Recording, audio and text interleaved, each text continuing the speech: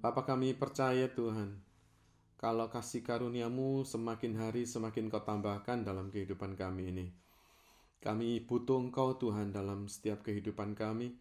Kami memang Tuhan tak bisa berjalan sendiri tanpa Engkau. Urapi firman-Mu sendiri yang berbicara buat anak-anak-Mu. Biarlah firman-Mu ini Tuhan boleh kami renungkan, boleh kami simpan dalam hati, dan kami boleh lakukan dalam kehidupan kami. Berbicara Roh Kudus, buat apa yang Kau mau sampaikan lewat hamba-Mu ini. Di dalam nama Tuhan Yesus Kristus kami berdoa. Amin. Shalom saudara, apa kabar semuanya? Kembali lagi hari ini kita masuk di dalam lockdown dan kita lewat online lagi saudara ya. Dan saya percaya pagi hari ini semua dalam keadaan sehat di rumah masing-masing walaupun kita mengalami lockdown. Hari ini saya akan sampaikan judul firman Tuhan adalah Hope Anchored in Jesus. Jadi yang saya ambil dari kitab Hebrew 6 ayat 19. Saya percaya setiap kita pasti mengalami apa yang namanya badai dalam kehidupan ya saudara. Badai kehidupan ini kelihatannya nggak pernah berhenti ya.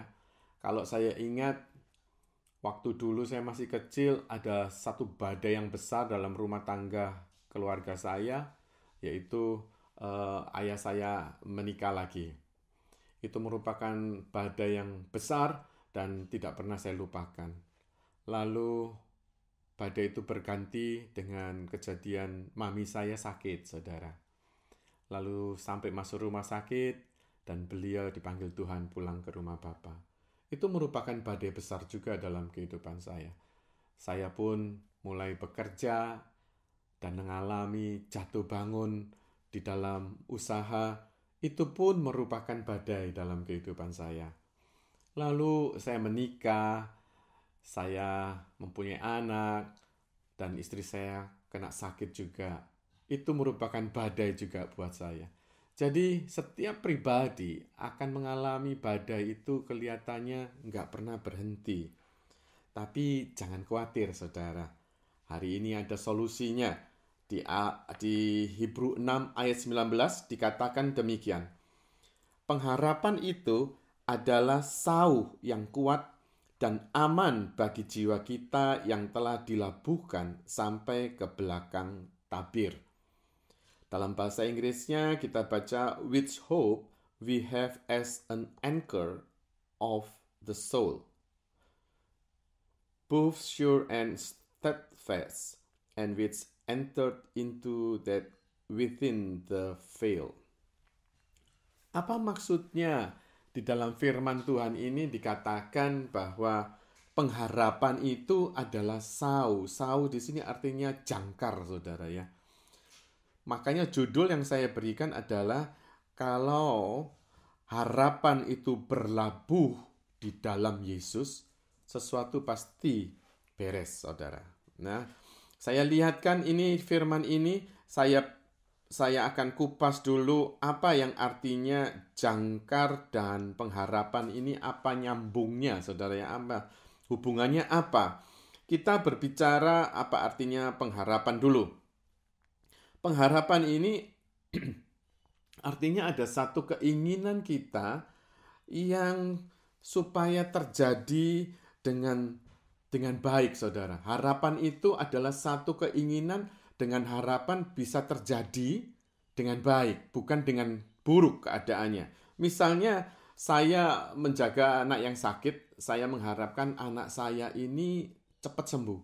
Harapan saya adalah cepat sembuh. Jadi, harapan boleh diartikan demikian. Orang yang menanti-nantikan dengan sabar dan menunggu.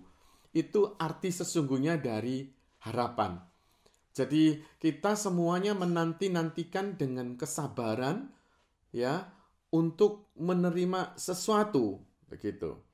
Nah, kalau sekarang anak Tuhan yang harapannya kita didasarkan pada setiap janji Tuhan yang kita dengar, pasti janji itu akan luar biasa. Karena anak-anak di luar Tuhan, mereka memiliki harapan, tapi harapannya tidak ada pada dasar firman Tuhan. Nah, dasar firman Tuhan inilah yang akan kita buang sau kita, jangkar kita, harapan kita itu merupakan jangkar. Itu ke dalam firman atau setiap janji-janji firman Tuhan. Saudaraku, kalau kita berbicara tentang jangkar, saudara pasti tahu juga jangkar itu adalah alat yang penting juga dalam sebuah kapal. Kalau kapal itu berhenti misalnya untuk mau tamu-tamunya atau para penumpangnya itu keluar dari kapal, itu kapal tersebut harus mengeluarkan jangkar itu ke dasar laut. Cara kerjanya jangkar itu jatuh ke dasar laut sampai menemukan dasar lautnya, dan kapal itu tidak langsung berhenti, tapi sampai ada sesuatu yang nyangkut gitu saudara.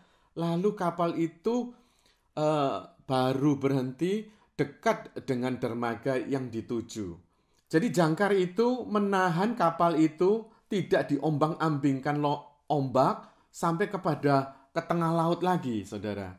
Nah, waktu jangkar itu dilepaskan ke dalam dasar laut, jangkar itu nancap atau menggigit satu batu yang besar yang merupakan satu kekuatan buat menahan kapal itu tidak diombang-ambingkan air laut tersebut. Jangkar ini sama dengan pengharapan, saudara. Di dalam firman tadi dikatakan bahwa pengharapan itu adalah sau yang kuat dan aman bagi jiwa kita yang telah dilabuhkan sampai ke belakang tabir. Jangkar itu, saudara, adalah harapan kita yang kita taburkan sampai ke dalam laut, tubir laut itu yaitu dasar laut, sehingga sampai kepada batu karang. Kalau saudara mengerti ini, saudara membayangkan jangkar kapal yang langsung nancep ke batu karang yang kuat, yang kokoh, sehingga kapal itu tidak bisa diombang-ambingkan dengan ombak dan dibawa ke tengah laut lagi. Karena apa? Sudah menancapkan jangkar itu ke batu karang yang kuat. Saudara, waktu saudara memberikan pengharapan itu kepada jangkar saudara, saudara lepaskan ke dalam dasar lautnya.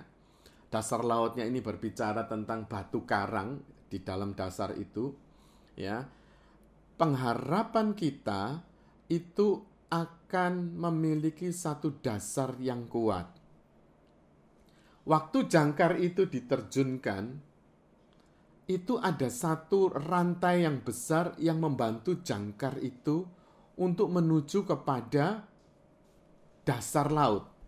Nah, kalau boleh saya perumpamakan, harapan saudara ini bisa menjadi kuat benar-benar untuk jiwa kita, semakin strong, ya, more stronger, itu perlu yang namanya rantai.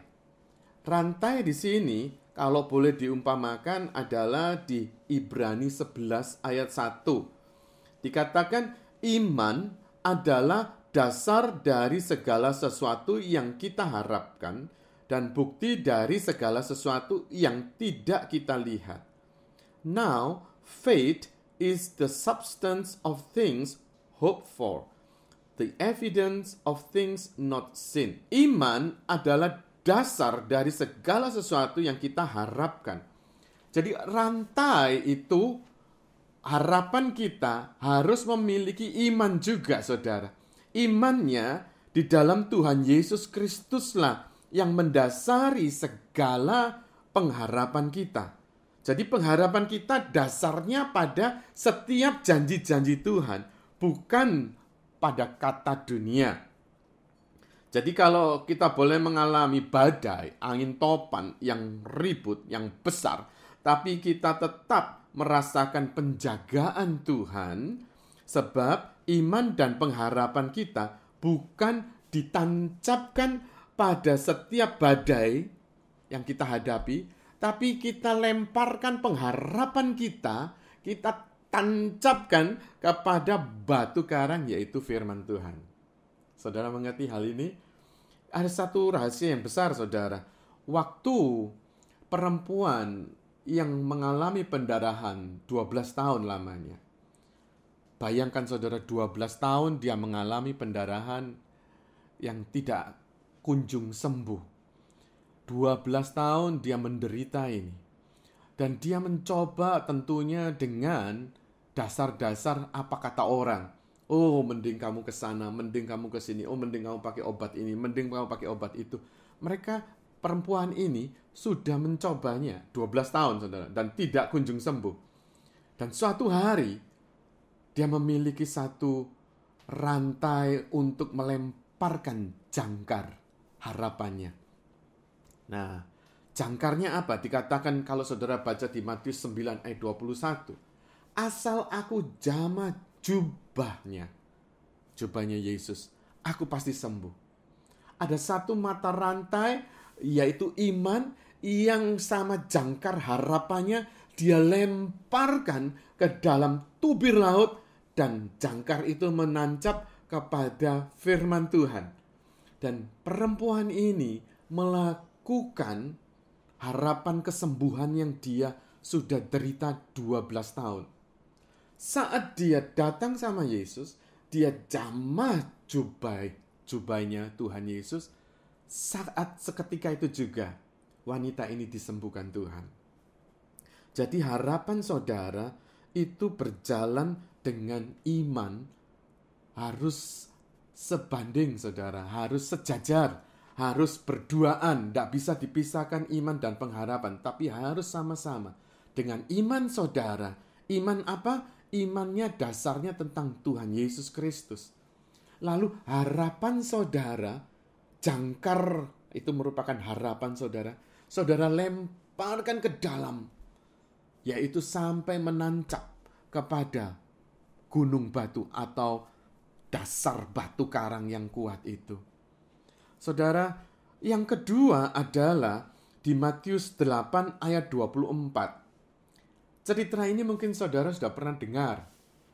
Ya, pada saat itu murid-murid Tuhan Yesus jalan-jalan sama Tuhan.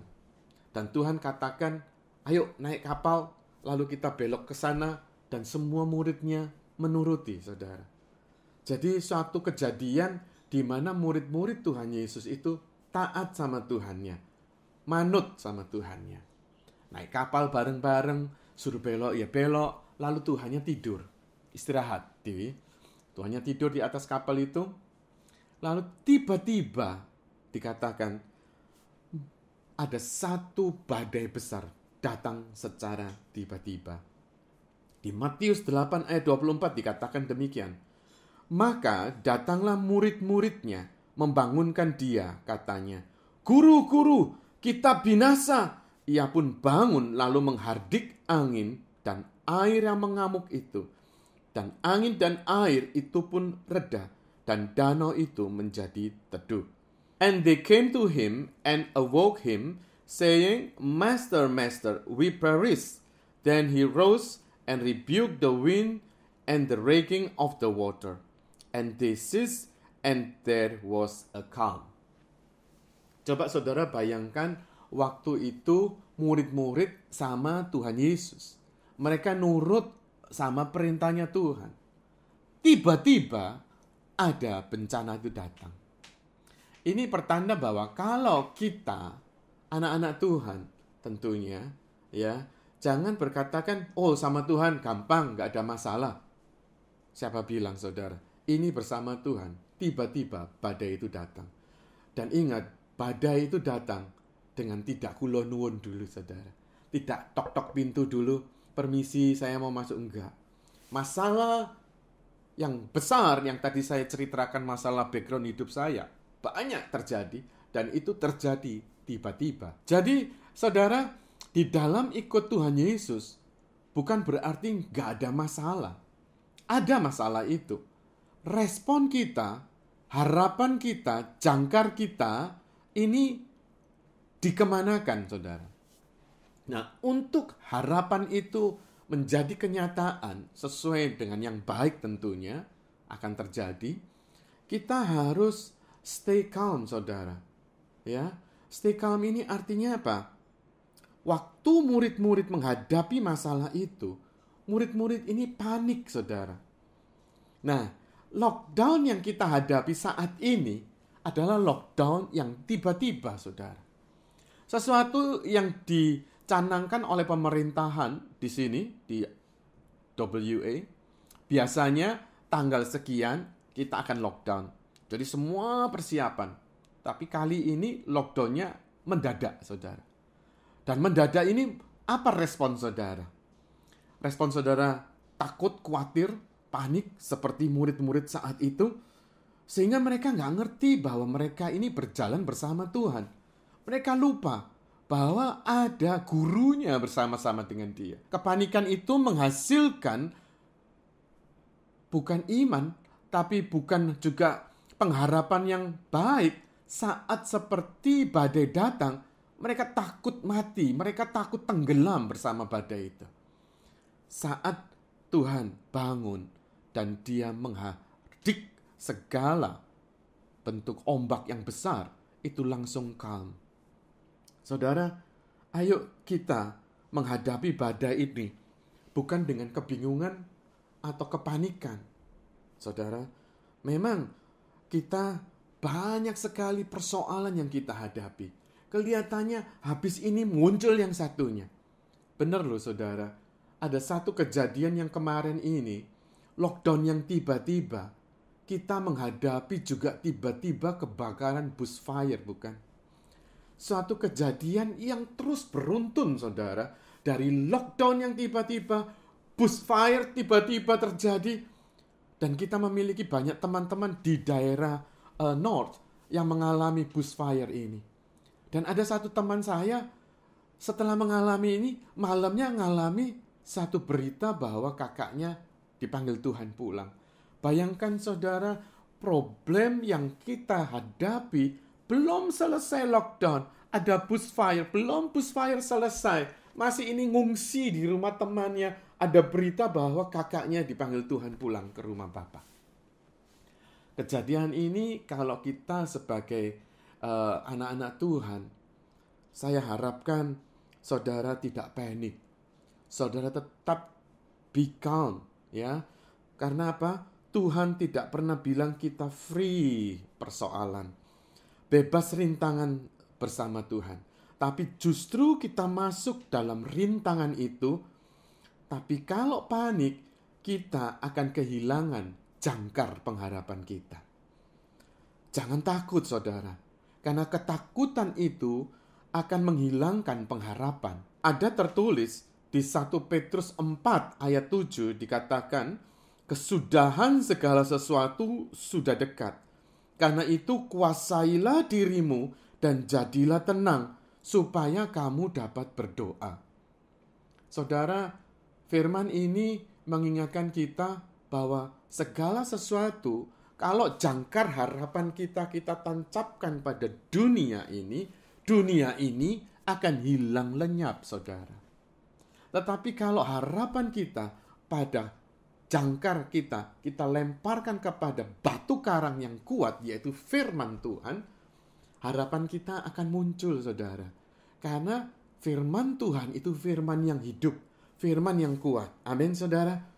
Yang ketiga, supaya harapan saudara jadi kenyataan, di dalam 1 Petrus 1 ayat 3 dikatakan demikian. Terpujilah Allah dan Bapa Tuhan kita Yesus Kristus, yang karena rahmat-Nya yang besar telah melahirkan kita kembali oleh kebangkitan Yesus Kristus dari antara orang mati, kepada satu hidup yang penuh pengharapan. Blessed be the God and Father of our Lord Jesus Christ, which according to His abundant mercy had begotten us again unto a lively hope by the resurrections of Jesus Christ from the dead. Jadi saudara, kita ini dibangkitkan oleh kematian Yesus Kristus, ya, supaya kita ini hidup lahir baru yang penuh dengan pengharapan. Untuk yang ketiga, step yang ketiga adalah saudara dan saya harus memiliki God's view. Apa pandangan Tuhan tentang kita? Pandangan Tuhan tentang kita adalah saudara dan saya adalah ciptaan baru yang dilahirkan kembali. Supaya apa? Cara berpikir kita beda dengan cara berpikir dunia. Cara pandang kita bukan di dunia dasarnya, tetapi setiap janji Tuhan sesuai cara pandang Tuhan. Oleh karena itu, kita harus mengerti betul saudara, bahwa saudara dan saya ini adalah ciptaan Tuhan yang baru. Setelah saudara dan saya terima Yesus sebagai juru selamat, saudara berarti dilahirkan kembali oleh kematian Kristus di dalam kehidupan kita. Sehingga cara pandang kita beda dengan cara pandang yang dulu. Kalau yang dulu harapan saya pada kekuatan saya. Harapan saya karena saya punya deposito banyak, saudara. Karena saya memiliki pendidikan yang tinggi. Harapan saya pasti jadi pintar. Saya pasti jadi kaya. Saya pasti jadi yang number one. Tapi setelah saya dilahirkan kembali, harapan saya dasarnya adalah setiap janji-janji firman Tuhan.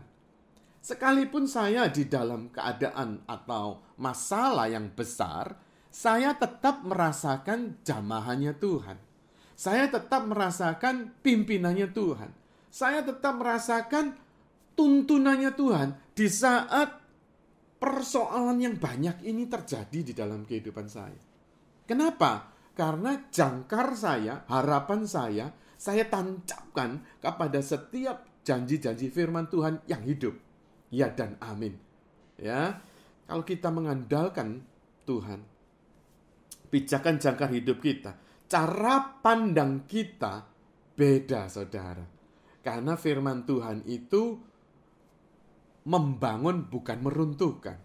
Firman Tuhan itu menciptakan, meng-create baru, ya, tidak meninggalkan saudara dan saya. Lalu sebagai penutupnya di Ibrani 10 ayat 23.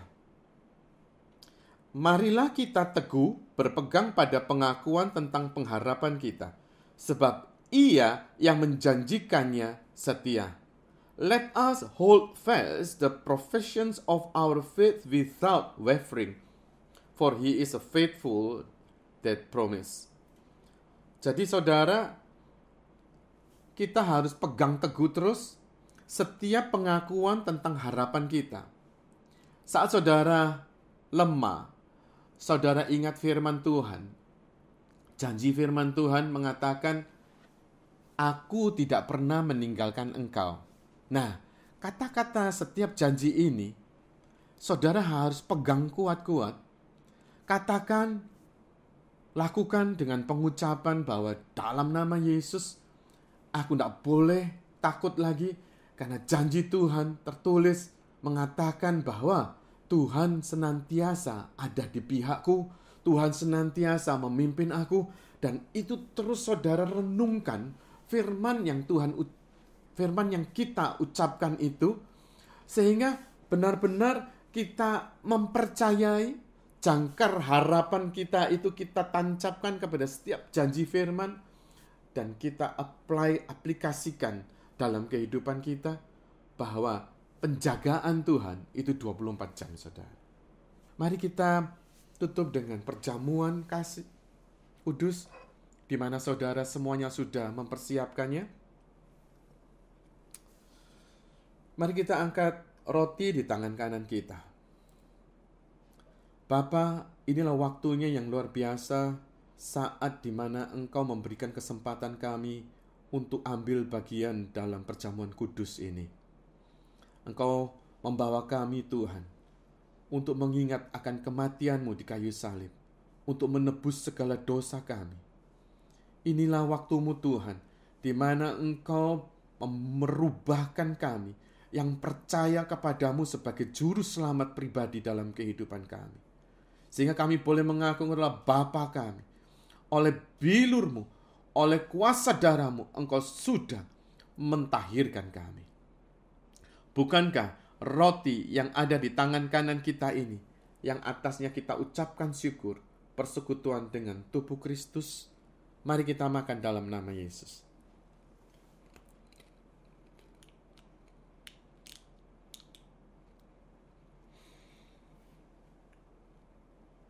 Kita angkat cawan di tangan kanan kita. Kami percaya Tuhan, oleh bilur-Mu yang memiliki kuasa, itu sudah mengampuni segala bentuk dosa kami. Oleh bilur-Mu Tuhan, Engkau sudah mentahirkan kami. Oleh bilur-Mu Tuhan, Engkau sudah menyembuhkan kami. Bukankah cawan yang ada di tangan kanan kita, yang atasnya kita ucapkan syukur, adalah persekutuan dengan darah Kristus? Mari kita minum dalam nama Yesus. Terima kasih Tuhan. Kalau Engkau luar biasa di dalam kehidupan kami Tuhan. Engkau yang sudah memberkati dalam segala perkara yang kami miliki Tuhan, yang kami hadapi Tuhan. Dan kami percaya Engkau yang sudah membela kami lewat tubuh dan darah-Mu.